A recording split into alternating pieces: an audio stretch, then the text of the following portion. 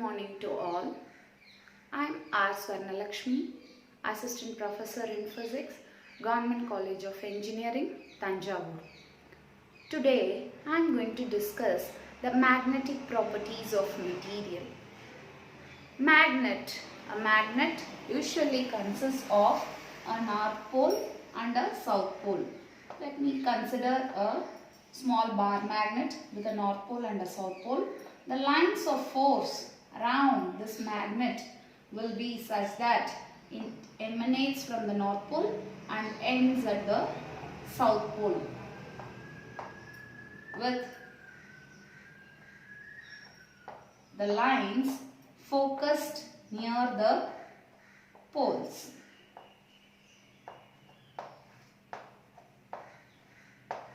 Like this. Okay. When you consider a current carrying loop, a current I flowing in the anti-clockwise direction, then the field produced by that loop is given by the right hand thumb rule, and the field around the current carrying loop looks like this.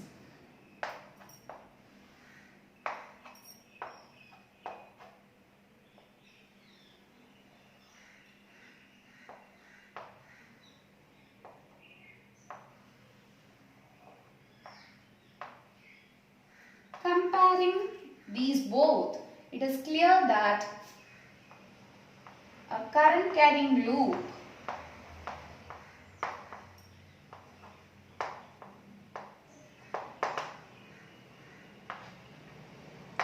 is similar to a magnetic dipole.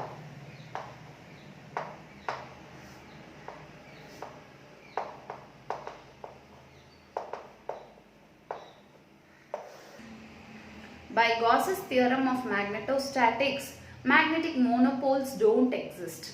Unlike electricity or electrostatics, where isolated positive or isolated negative charges exist, in case of magnetism, there is no such thing as isolated north pole or isolated south pole. In magnetism, the fundamental quantity is a magnetic dipole. There are no isolated monopoles in case of magnetostatics. So this forms a current carrying loop is similar to a magnetic dipole. This forms the basis of our discussion of relating the materials to their magnetic properties. What are materials composed of? Any material is made of atoms or molecules, and each atom, it has proton, neutron and electron, with proton and neutron being inside the nucleus while the electrons are orbiting around the nucleus. The orbiting electron is similar to a current carrying loop.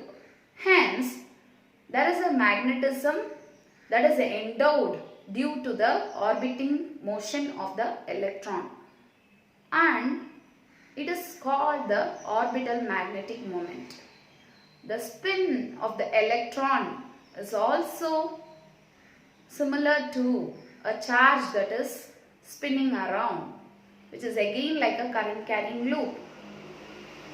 And hence, if the spin is anti-clockwise, then it is called upspin, and if the spin is clockwise, it's called downspin. The vector sum of the orbital and spin magnetic moments gives rise to a net magnetic moment in that atom and in the material as a whole. Hence, the magnetic properties of material are attributed to the motion of electrons and the number of electrons present in each atom or molecule of that material.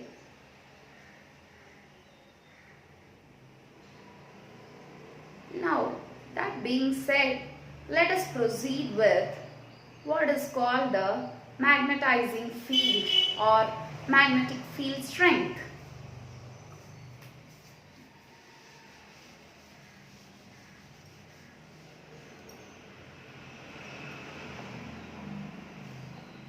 magnetizing field or magnetic field strength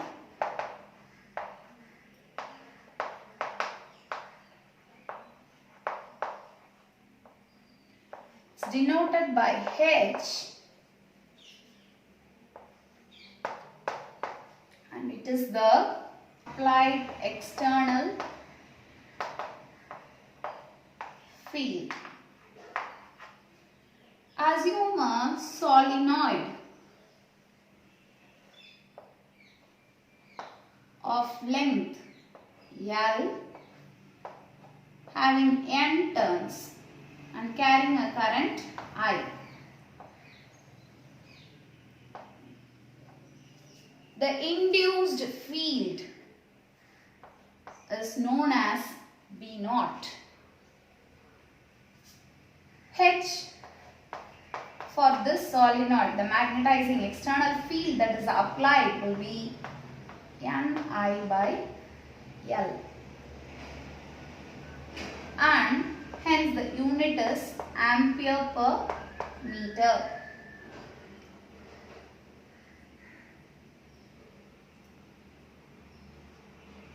Now,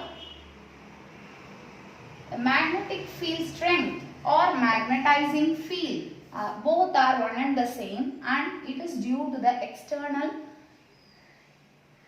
factor, that is the current flowing in this solenoid, which produces the field H. Okay. What is B naught? B naught is the magnetic induction or the induced magnetic field. Okay. Induced magnetic field is given by mu naught H.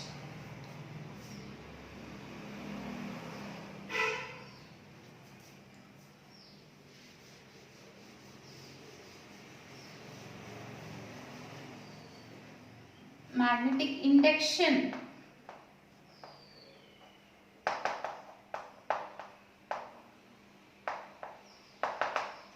is the field or precisely internal field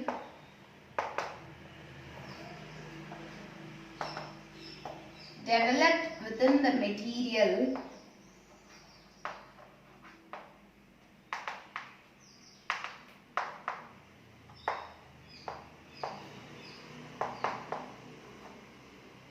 when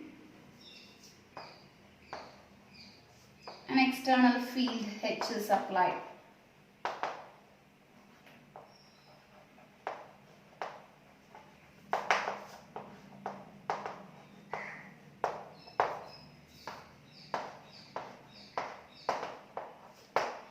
Its unit is Weber per meter square or Tesla. Okay, SI unit is Weber per meter square or Tesla for magnetic induction. As I told earlier, in case of an air core or vacuum within a solenoid carrying a current I, the induced field is B naught given by mu naught H. Here mu naught is called the permeability of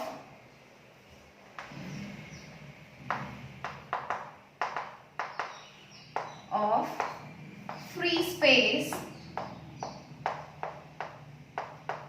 or vacuum. Its value is 4 pi into 10 power minus 7 Weber per ampere per meter or Henry per meter. Okay.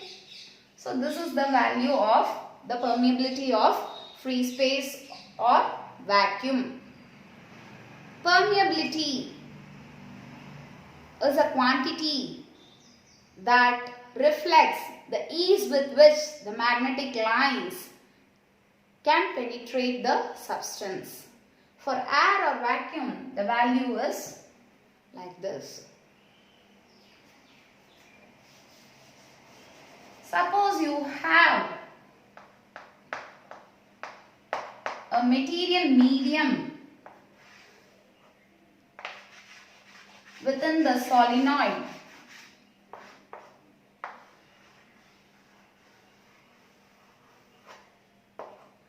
Placed within the solenoid like this, then the induction or the magnetic induction produced will be B equal to mu H, where mu is permeability of the medium.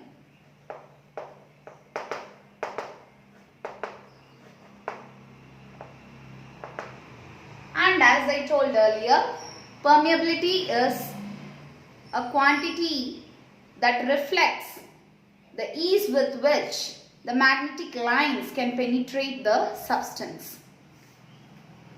So, mu will be equal to mu naught mu r, where mu r is known as the relative permeability. It is a ratio of permeability of the medium to the permeability of free space.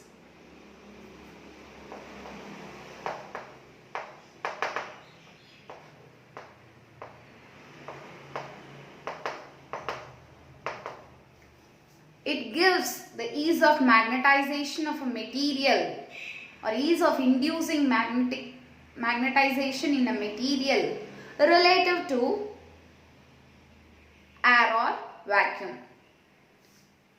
Since it is a ratio, it is dimensionless. Okay. So, we have defined magnetizing field and now we have defined magnetic induction as well as permeability. In addition, relative permeability. Now, let us proceed with defining magnetization or intensity of magnetism.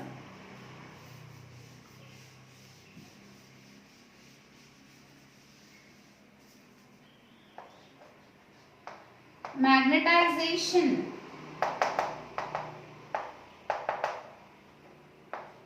M is the number of magnetic dipoles or number of magnetic moments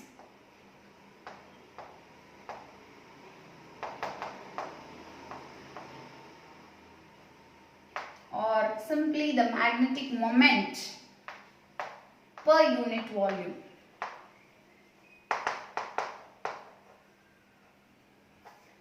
Magnetization M is the magnetic moment per unit volume and its unit is ampere per meter. Okay. The ratio of magnetization to the applied field or magnetizing field is known as susceptibility.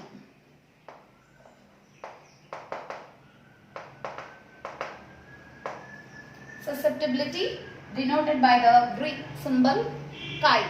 Chi equal to M by H, or M is magnetization is chi times H.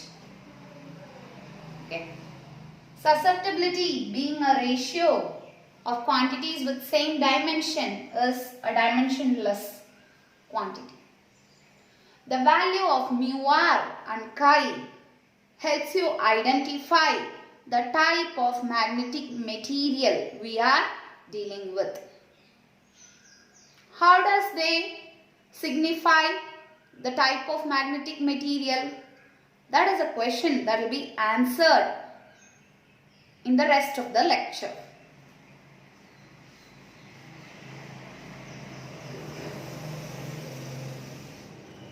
You know that B is mu H while m is chi h. But B is also equal to mu naught h, that is the field induced, that is the free space within the substance. As you know, except for the space occupied by the nucleus and electrons, there is only free space within a material. So the magnetizing field H produces a field, an induction in the free space, plus the induction due to the magnetic dipoles present within the net magnetic moment due to the spin and orbital motion of the electron, that is mu naught m. Okay, this term signifies the field, the induction in the free space, whereas this term signifies the induction produced due to the presence of dipoles. So now comparing this quantity, this expression with this expression, we have mu h equal to mu naught h plus mu naught m.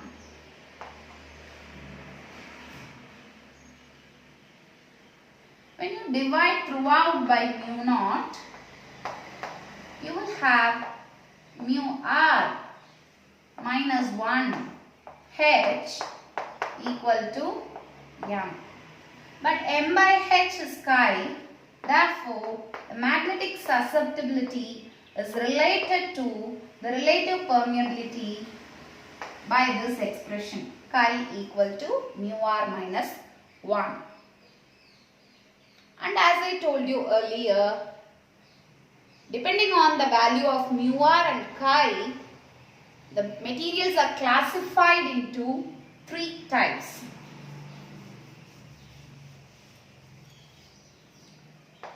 Broadly into 3 classification: diamagnetic,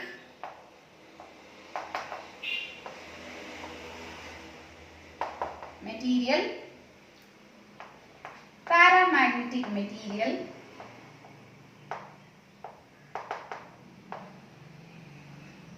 and ferromagnetic material.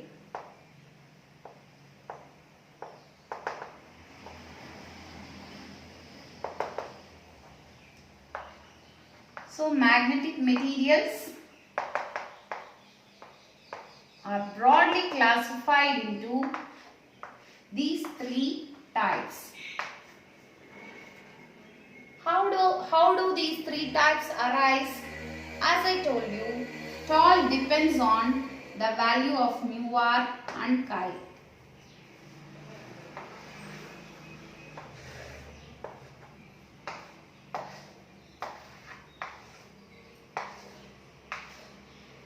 For a diamagnetic material, mu r will be less than 1, less than unity, and chi will be negative.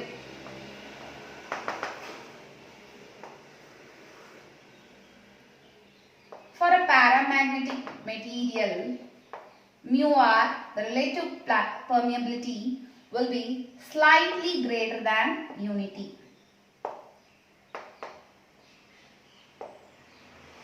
And chi will be small positive value. This is small negative value, whereas this is small positive value. Whereas for ferromagnetic material, mu r is very large and hence chi is also large, of the order of 10 power 3 or so. Okay. So this is the fundamental difference between the 3 kinds of magnetic material.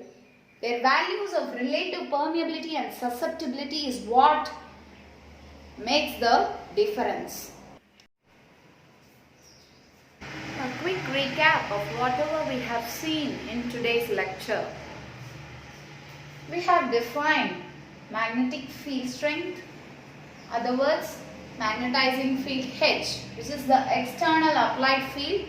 Its unit is ampere per meter, and in case of a solenoid of n turns and length L carrying a current I, Ni by L will be the external magnetizing field.